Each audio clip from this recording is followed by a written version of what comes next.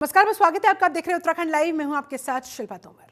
देवभूमि में फरवरी के आखिरी हफ्ते में पीएम नरेंद्र मोदी का दौरा प्रस्तावित था, लेकिन खराब मौसम के चलते उत्तरकाशी के दौरे को स्थगित कर देना पड़ा। वहीं अब संभावना ये कि पीएम नरेंद्र मोदी मार्च के पहले या दूसरे हफ्ते में उत्तराखंड आ सकते हैं। फिलहाल तो इसको लेकर शासन अपने स्तर पर काम कर ही रहा है। प्रधानमंत्री के दौरे के मद्देनजर सीएम पुष्कर सिंह धामी ने कहा, मौसम विभाग के पूर्वानुमान के मुताबिक ही प्रधानमंत्री जी का दौरा तय किया जाएगा। अगर मौसम साफ रहेगा उसी हिसाब से दिन और तारीख और समय निर्धारित किया जाएगा। पीएम नरेंद्र मोदी के दौरे को लेकर खुद नजर बनाए हुए हैं उत्तराखंड के मुखिया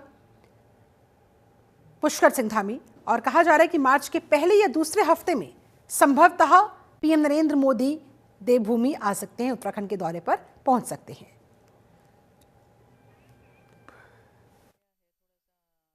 दौरा प्रस्तावित है और मौसम विभाग की जैसी सूचना होगी, जो भी उनके अनुसार पूर्वानुमान होंगे, उसके अनुसार जो है आगे बढ़ेगा। दौरा प्रस्तावित है और मौसम विभाग की जैसी सूचना होगी, जो भी उनके अनुसार पूर्वानुमान होंगे, उसके अनुसार जो है आगे बढ़ेगा। दौरा प्रस्तावित है और मौसम विभाग की जैसी सूचना होगी, जो भी उनके अनुसार पूर्वानुमान होंगे, उसके अनुसार जो है आगे बढ़ेगा। दौरा प्रस्तावित है और मौसम विभाग की जैसी सूचना होगी, जो भी उनके अनुसार पूर्वानुमान होंगे, उसके अनुसार जो है आगे बढ़ेगा। दौरा प्रस्तावित है और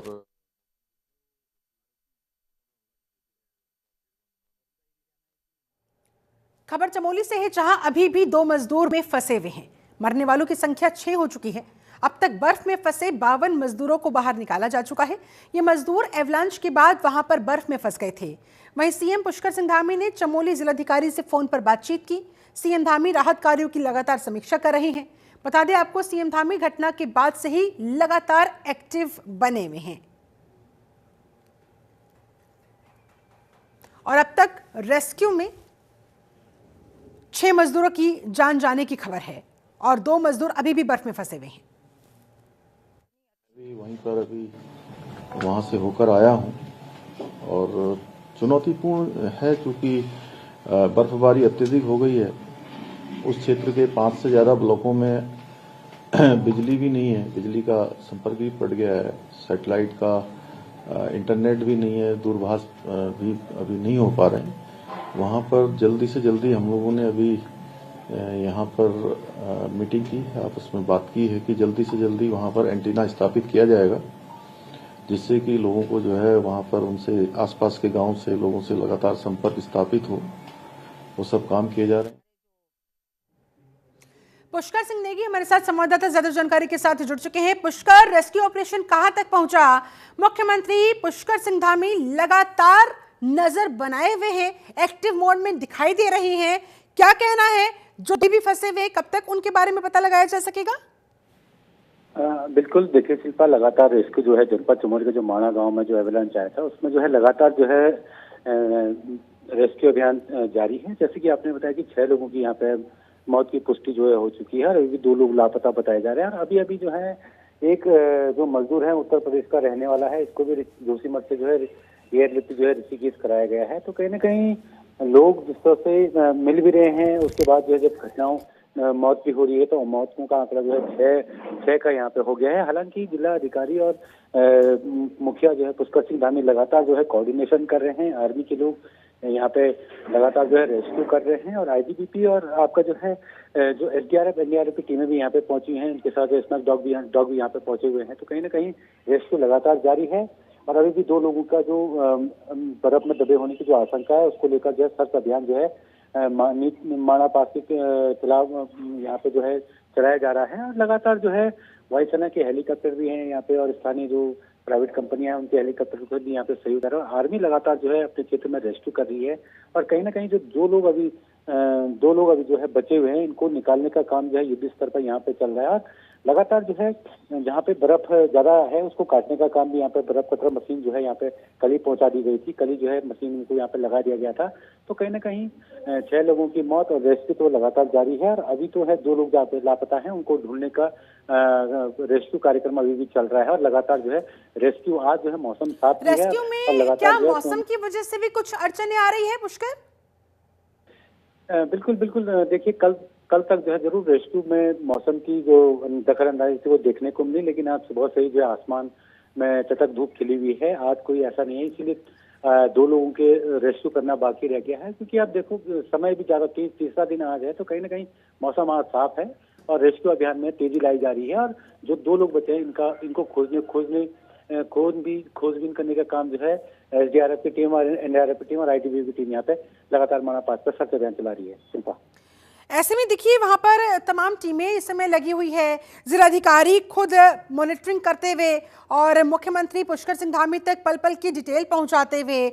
पुष्कर, तमाम दिक्कतों के साथ ऑपरेशन आगे बढ़ाया तो जा रहा है, लेकिन ये बेहद दुखद हादसा है। 6 मजदूरों की इसमें जान चली गई है और जो एक मजदूर बिना बताए अपने घर चला गया था, उनसे बातचीत के दौरान क्या कुछ क्लू मिल पाया है? बिल्कुल बिल्कुल, देखिए शिल्पा, आपने सही कहा कि जब रैनी आपदा आई थी तो यहाँ पे जो है 206 लोग जो है लापता हो गए थे। उसके बाद जब फिर जो है आपदा आती है, उसके बाद जो है जिस तरह से जो जनपद चमोली जो है 5वें जोन में भी है, यहाँ पे लगातार जो है हिमस्खलन हो गया, या बरसात में आपने देखा होगा कि भारी से भारी आपदाएं यहाँ पर आ जाती है, सड़कें बंद हो जाती हैं, क्योंकि इस समय जो है फरवरी का महीना लास्ट था और मार्च लगना था। किसी को अनुमान नहीं था कि इस तरह की बारिश यहाँ पे होगी और उसके साथ साथ जो है बर्फबारी होगी। और जिस तरह से एवेलांच आया है, बीआरओ के कर्मचारी यहाँ पे काम कर अंदाजा रहे थे, नहीं था ऐसा कुछ होने वाला पे है, लेकिन ये हादसा हो गया। फिलहाल रेस्क्यू ऑपरेशन वहां पर चलाया जा रहा है, नजर बनाए रखिएगा पुष्कर। फिलहाल धन्यवाद आपका इस पूरी बातचीत के लिए। खबर देहरादून से, जहां आंगनबाड़ी केंद्रों की व्यवस्थाओं को सुधारने के लिए मंत्री रेखा आर्या ने बैंडिया संवाद कार्यक्रम की शुरुआत की। उन्होंने कहा, ये दूरस्थ आंगनबाड़ी केंद्रों के वीडियो कॉल पर लाइव निरीक्षण के साथ साथ आंगनबाड़ी बहनों और बच्चों से आत्मिक संवाद का भी मंच बनेगा।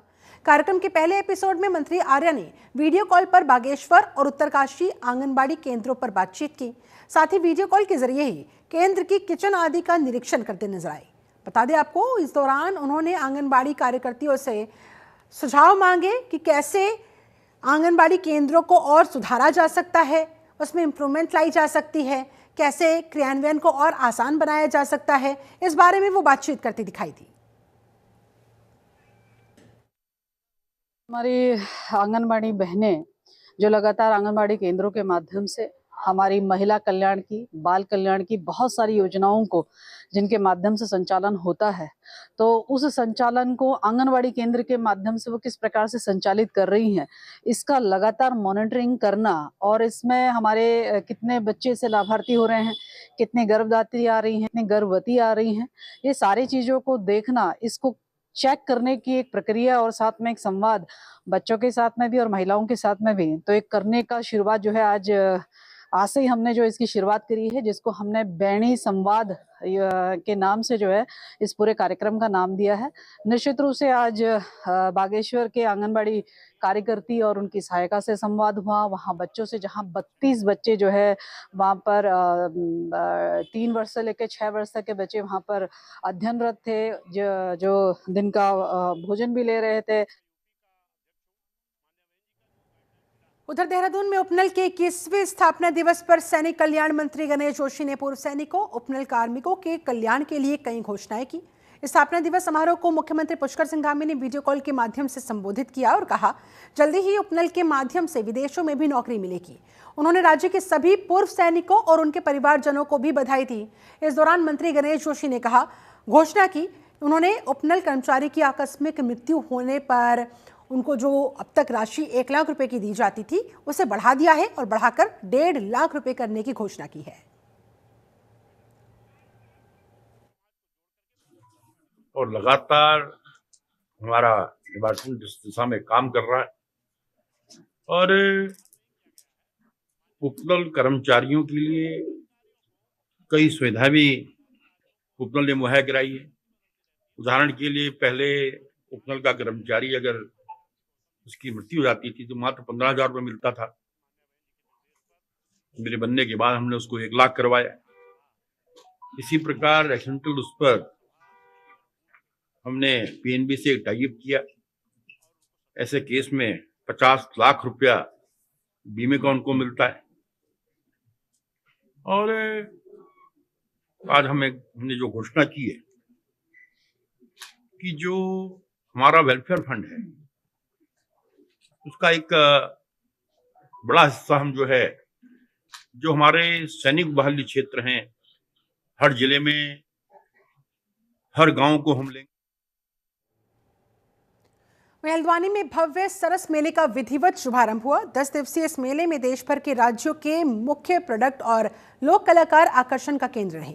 देश भर से 251 उद्यमी इस मेले में अपने अपने राज्यों के प्रसिद्ध उत्पादों की प्रदर्शनी लगा रहे हैं।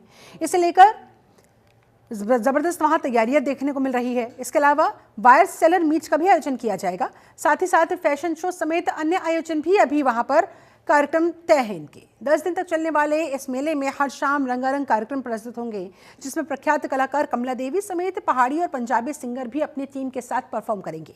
बता दें, कार्यक्रम का शुभारंभ कालाजोंगी विधायक बंशीधर भगत और हल्द्वानी नगर निगम के मेयर गजराज सिंह बिष्ट ने किया।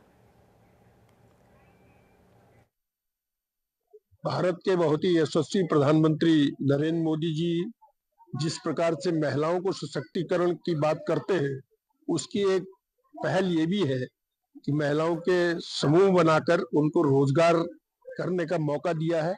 और सैकड़ों समूह हमारे उत्तराखंड में, हजारों समूह हमारे उत्तराखंड में बने हुए हैं, जो अपने आप में उद्यमी बन गए और काफी अच्छा व्यवसाय वो कर रहे हैं। बहुत ही जबरदस्त तरीके से इस काम को परस्यू कर रहे हैं और लोगों से बहुत बढ़ चढ़ के हिस्सा लेने की अपील कर रहे हैं और अधिकारियों को कहा है कि बहुत ही नजदीक जाकर महिलाओं के ग्रुप बनाएं और उनको रोजगार उपलब्ध कराएं। भारत में मेलों की संस्कृति आदिकाल से चलते आ रही है। प्राचीनतम काल से यह संस्कृति चली आ रही है और इस संस्कृति को जीवित रखने के लिए मैं माननीय मुख्यमंत्री रानी जी का और कई राज्यों के भारत, ताकि उनका भी उत्साहवर्धन हो। भारत में मेलों की संस्कृति आदिकाल से चलते आ रही है। प्राचीनतम काल से यह संस्कृति चली आ रही है और इस संस्कृति को जीवित रखने के लिए मैं माननीय मुख्यमंत्री रानी जी का और कई राज्यों के भारत, ताकि उनका भी उत्साहवर्धन हो। काफी उत्साह है यहाँ पे और उत्तराखंड की महिलाएं और बाहर से भी हमारे काफी सारे लोग आ रहे हैं और उन्होंने अपने यहाँ पे प्रोडक्ट डिस्प्ले किए हैं और मैं आम जनता से अपील करूंगा कि आइए और मेले का लुत्फ लीजिए। हमने यहाँ पे सभी वर्ग के लोगों के लिए व्यवस्थाएं कर रखी है। 17 राज्यों से हमारे पास आ गए हैं प्रतिनिधि के रूप में और उनके यहाँ पे स्टॉल लग रहे हैं और काफी लोगों ने लगा भी दिए हैं। मुख्य कार्यक्रम यह है कि पहले सेशन में हम विभागों को कुछ गोष्ठियां करा रहे हैं, कुछ वायर सेलर मीट्स करा रहे हैं। सेकेंड हाफ में हमारे कल्चरल इवेंट्स हैं और उसके साथ साथ हमारे जो स्टॉल लगे हैं उसमें आम जनता के द्वारा खरीदारी की जाएगी। साथ ही हमारा फूड कोर्ट है जहाँ पे उत्तराखंड की व्यंजनों का आप स्वाद ले सकते हैं। अल्मोड़ा में फायर सीजन शुरू होते ही वन विभाग के लिए जंगल की आग पर काबू पाना एक बड़ी चुनौती बन जाती है। वन विभाग दिन रात मेहनत करके आग पर काबू पाने की कोशिश करता है। इस बार वन प्रभाग शीतला लेख खेत मॉडल पर आग बुझाने का फॉर्मूला तैयार कर रहा है। वन विभाग की टीम लगातार लगी हुई है। फायर वॉचर ने मोहान रेंज के आसपास, इसके आसपास के रास्ते, मोहान सफारी गेट, वितियापानी समेत अन्य क्षेत्रों से भी सूखे हुए गिरे हुए पत्तों को हटाने का काम किया। बीते 2 दिनों से लगातार बारिश हो रही है, जिससे आग की घटनाएं कम ही होंगी, इस तरह के आसार जताए जा रहे हैं।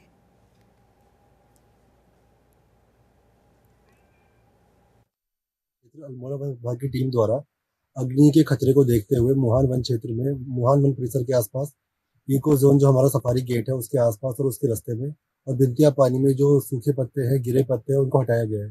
जैसे कि आपको पता है पिछले 2 दिन से इस क्षेत्र में बारिश हो रही है, हवा चल रही है, जिससे काफी पतझड़ हुआ है। तो ये मौका काफी सही है जब हम पत्ते हटा सकते हैं और हमारे वन क्षेत्र से हम फ्यूल लोड कम कर सकते हैं, जिससे आगामी जो अग्नि होगी उसको हमें कंट्रोल करना काफी आसान रहेगा। तो उसको देखते हुए हमने अपने परिसर की नियमित रूप से हम पत्तों को हटा रहे हैं और यहाँ पे सफाई कार्य कर रहे हैं। क्षेत्र अल्मोड़ा वन विभाग की टीम द्वारा अग्नि के खतरे को देखते हुए मोहान वन क्षेत्र में, मोहान वन परिसर के आसपास, इको जोन जो हमारा सफारी गेट है उसके आसपास और उसके रास्ते में, और बिंतिया पानी में जो सूखे पत्ते हैं, गिरे पत्ते हैं, उनको हटाया गया है। जैसे कि आपको पता है पिछले 2 दिन से इस क्षेत्र में बारिश हो रही है, हवा चल रही है, जिससे काफी पतझड़ हुआ है। तो ये मौका काफी सही है जब हम पत्ते हटा सकते हैं और हमारे वन क्षेत्र से हम फ्यूल लोड कम कर सकते हैं, जिससे आगामी जो अग्नि होगी उसको हमें कंट्रोल करना काफी आसान रहेगा। तो उसको देखते हुए हमने अपने परिसर की नियमित रूप से हम पत्तों को हटा रहे हैं और यहाँ पे सफाई कार्य कर रहे हैं। खबर देहरादून से, अवैध मदरसों पर सरकार का एक्शन। पचवादून में अब तक 5 अवैध मदरसे सील कर दिए गए। अवैध रूप से बनी हुई मस्जिद पर भी कार्रवाई हुई। बिजली, पानी कम जगह समेत कई अनियमितताएं पाई गई, कई सारी कमियां पाई गई। ढकरानी में बिना परमिशन के वहां पर जो मस्जिद बनाई जा रही थी उस पर भी गाजगिरी है, उसे भी सील कर दिया गया है।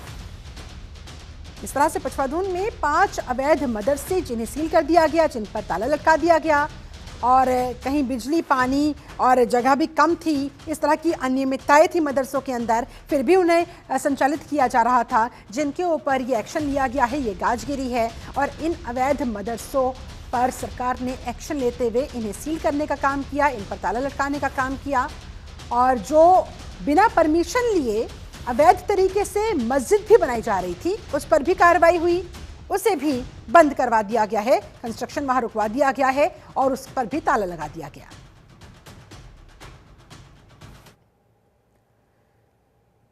खबर हरिद्वार से, जहां पंजाब नेशनल बैंक मंडल कार्यालय द्वारा स्वयं सहायता समूह केंद्र में कृषि प्रचार कार्यक्रम आयोजित किया गया। इस कार्यक्रम के तहत स्वयं सहायता समूह, प्रधानमंत्री formalisation of micro food processing enterprises, कृषि अवसंरचना कोष योजना और अन्य कृषि संबंधित योजनाओं के लाभार्थियों को ऋण स्वीकृति पत्र वितरित किए गए। कार्यक्रम के दौरान वीडियो कॉन्फ्रेंसिंग के माध्यम से पीएम नरेंद्र मोदी ने देश भर के किसानों को संबोधित किया और सरकार द्वारा जो किसान हितैषी योजनाएं चलाई जा रही है, किसानों तक उन योजनाओं के बारे में जानकारी पहुंचाई।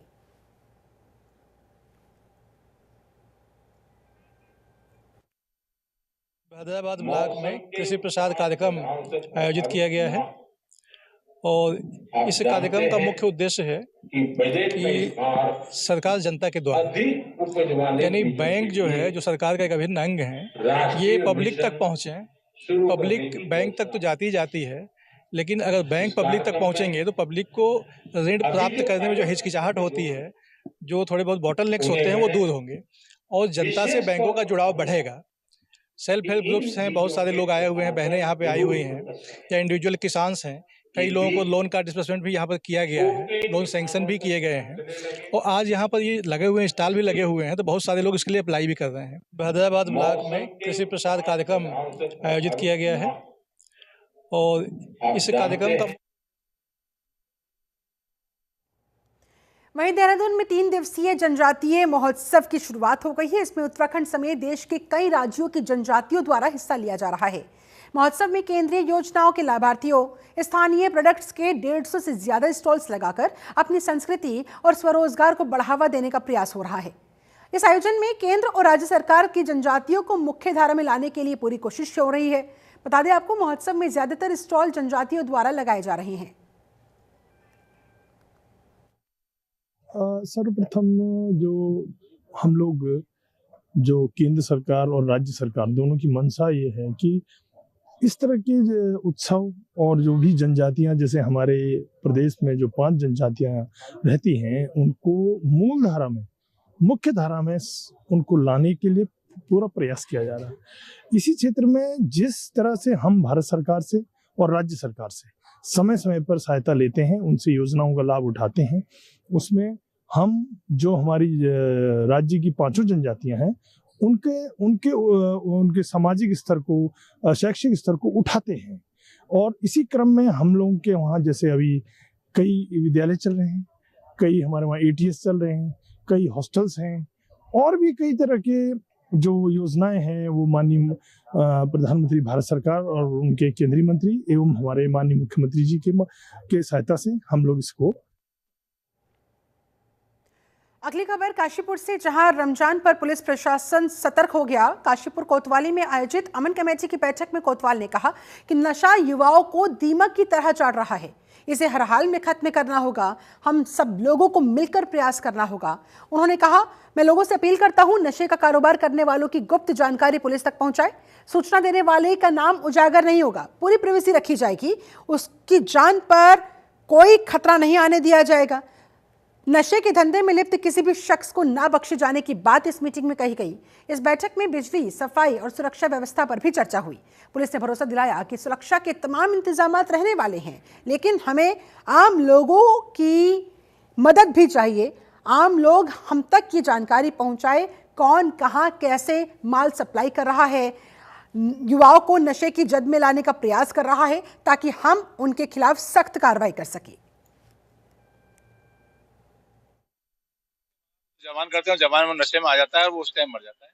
और वो बुजुर्ग लोग जीते जी अपने बड़ी उम्र जवानी उम्र में मर जाते हैं।